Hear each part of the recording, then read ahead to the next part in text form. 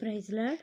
ఈరోజు దేవుని వాగ్దానము హెజ్కేల్ గ్రంథము 34వ అధ్యాయము 14, 15, 16 వచనాలు చదువుకుందాం. చూడండి.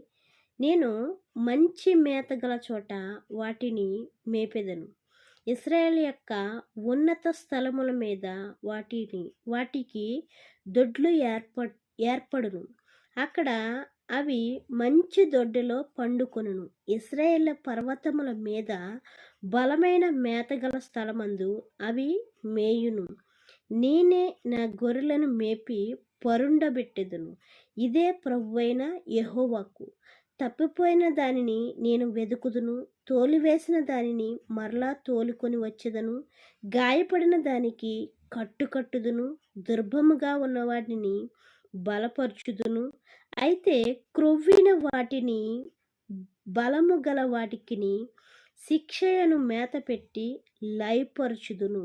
ఆయన వాక్యముతో మనతో ఏమని మాట్లాడుతాడంటే, గొర్రెలకు నేను మంచి కాపరిని అని చెప్తాడు మత్తయి సువార్తలో. ఏంటండి?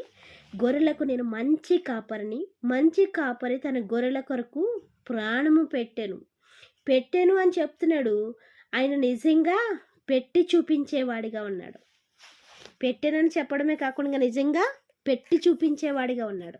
గొర్రెలకు మంచి కాపరి, ఆ మంచి కాపరి తన గొర్రెల కొరకు ప్రాణం పెడతాడు అని చెప్పి ఆయన పెట్టి చూపించేవాడిగా ఉన్నాడు. అయితే ఆ గొర్రెలంటే ఎవరు కదండి, మనమే ఆ గొర్రెలము. ఆయన మేపు గొర్రెలము, ఆయన పరిపాలించు గొర్రెలము, ఆయన బిడ్డలమైన గొర్రెలము. అయితే ఈ గొర్రెలకు మంచి మేతనిస్తున్నాడండి, ఈ ఇశ్రాయేలుల గొర్రెలకు. ఆ తర్వాత మనకి కూడా మంచి మేతను ఏర్పరిచేవాడిగా ఉన్నాడంట. ఇంకా మంచి మేత గల స్థలానికి ఆయన తీసుకెళ్లేవాడిగా ఉన్నాడంట. ఏదైనా ఆయన ఒక మాట చెప్పాడంటే, ఒక వాగ్దానం ఇచ్చాడంటే ఆయన నెరవేర్చగలిగిన దేవుడు కాబట్టి దానిని మనము నమ్మేవారిగా ఉండాలి. మంచి మేత గల చోటికి మనని ఆయన నడిపించేవాడిగా ఉన్నాడు. ఇంకా ఏమని చెప్తున్నాడంటే, నేను నా గొర్రెలను మేపి పరుండబెట్టెదను అంటున్నాడు. ఏంటంట? ఆయన గొర్రెలను ఆయన మేపి ఏం చేసేవాడిగా ఉన్నాడంట? పరుండబెట్టేవాడిగా ఉన్నాడంట. ఇంకా ఏం చేస్తున్నాడు చూడండి. పరుండబెట్టెదను, ఇదే ప్రభువైన యెహోవాకు. తప్పిపోయిన దానిని, ఏంటంట? ఏ గొర్రె అయితే తప్పిపోతుందో ఆ తప్పిపోయిన దానిని ఆయన ఏం చేసేవాడిగా ఉన్నాడంట? వెతికే పనిలో ఉన్నాడంటండి.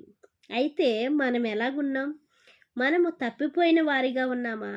తప్పిపోయిన వారిగా ఉండినట్లయితే ఆయన వెతుక్కుంటూ వచ్చి నీతో మాట్లాడుతున్నాడు వాక్యముతోటి. ఏ విషయంలో అయితే తప్పిపోయామో, ఏ విషయంలో అయితే దేవునికి దూరం అయిపోయామో, ఏ విషయంలో అయితే దేవుణ్ణి మర్చిపోయే వారిగా ఉంటున్నామో ఆ విషయంలోంచి ఆయన మనల్ని వెతుక్కుంటూ వచ్చి వాక్యముతో మనతో మాట్లాడుతున్నాడండి. ఆయన మన అందరితోటి మాట్లాడుతున్నాడు. ఆయన ఏమని మాట్లాడుతున్నాడు? నువ్వు తప్పిపోయి ఉన్నావు కాబట్టి నేను నిన్ను వెతికి వాక్యముతో మాట్లాడుతున్నాను. నువ్వు మరలా ఎక్కడికి రమ్మని చెప్తున్నాడు? దేవుని సన్నిధికి రమ్మని చెప్తున్నాడు. నువ్వు మరలా దేవుని యందు విశ్వాసం ఉంచమని చెప్తున్నాడు. నువ్వు మరలా దేవునిపై నమ్మకం పెట్టుకోమని చెప్తున్నాడు. ఇంకా ఏం చేస్తున్నాడు చూడండి. వెతుకుతున్నాను, వెతికి తీసుకొస్తున్నాను, తోలి వేసిన దానిని మరలా తోడుకొని వచ్చేదను. ఏం చేస్తున్నాడండి? కొంతమంది తోలు వేసేవారిగా ఉంటున్నారు. ఎక్కడి నుంచి అంటే దేవునిలో ఉండకుండా, దేవుని సహవాసంలో ఉండకుండా కొంతమంది ఆ మాటలు ఈ మాటలు చెప్పి కొన్ని పరిస్థితులను బట్టి వాళ్ళని ఎక్కడి నుంచి తోలేస్తున్నారంటే దేవునిలో ఉండకుండా తోలివేసేవారిగా ఉంటున్నారు. అలా తోలివేయబడిన వారిని మరలా ఆయన ఏం చేస్తున్నాడండి?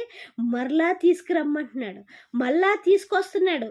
ఆయన వాక్యముతో మాట్లాడి మరలా రమ్మని పిలిచేవాడిగా ఉన్నాడు. ఇంకా చూడండి.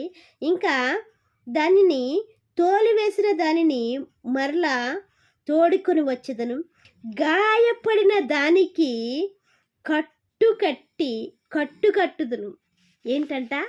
ఎవరికి కట్టు కడుతున్నాడంటండి? గాయపడిన వారికంట.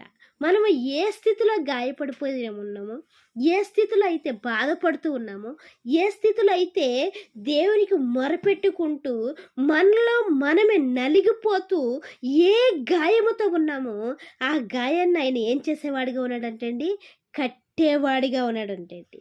చూడండి, గాయపడిన దానిని కట్టుదును, దుర్బలముగా ఉన్న దానికి ఏంటంట బలపరుచుదును.